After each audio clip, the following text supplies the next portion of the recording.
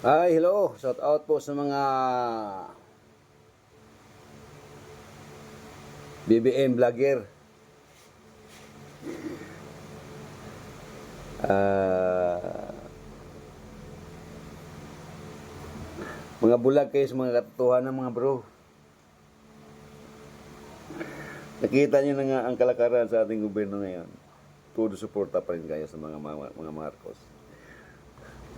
Na sipaglabasan na nga yung mga involved na mga tao, mga mga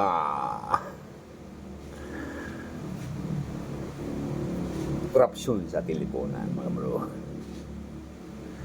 Pilit at pinilit pa rin yung linisin ang kanilang hanay na sila na mismo nagtalo-talo na sa kanilang ginagawang kalukuhan sa ating lipunan.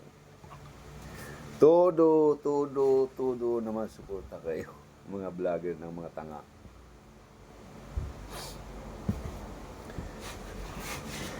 Kami pong mga DDS vlogger, hindi kami nag-antay ng kabayaran sa aming ginagawa. Kundi sarili namin tong vlog. Sarili naming galaw, kilos, dahil sa mga nakikita namin na walang nagagawa, walang magandang ginagawa, walang successful na ginagawa, puro kapalpakan po ang ginagawa ng gobyernong ito. Ang obod tangi lang nagagawa ng gobyerno ngayon, yung pagbibigay ng ayuda na pangsamantala na ngay, yun pa nga ang naging daan para marami magnanakaw sa lipunan.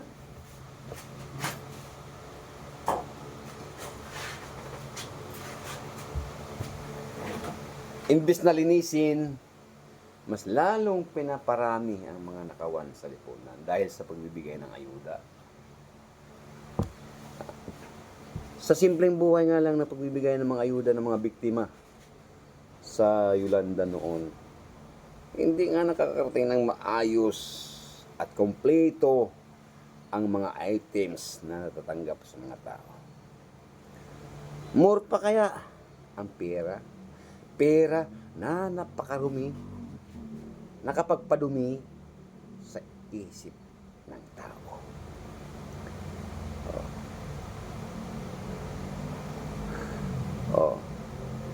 Ngayon, nang dahil sa nawawala ang pera sa ating gobyerno, sa ating pondo ng bansang Pilipinas, bumabawi sila. Napasani na naman na ni Juan ang kailang ginawa, pagtaas ng kontribusyon ng SAs, pagtaas ng pag-ibig, pagtaas ng PhilHealth,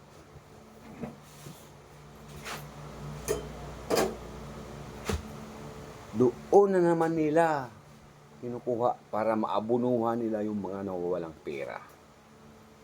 O sino nagdurosa? Tayo pa rin, mga naghihirap at naghihikaos sa buhay. Kumikita lang ng 3-5 sa isang linggo. May 3, may 4 na anak. Lalo na po dito sa probinsya rate, kapos na kapos po.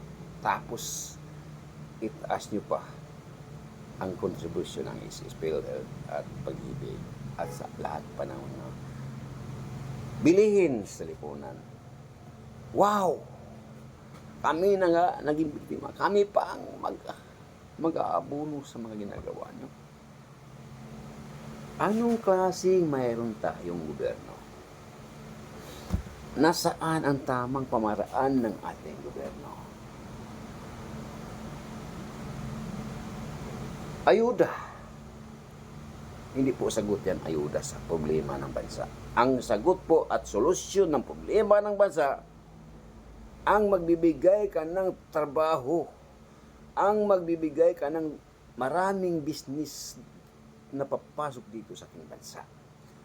Ang gagawa ka ng tama at para sa lahat. Hindi po ayuda ang solusyon.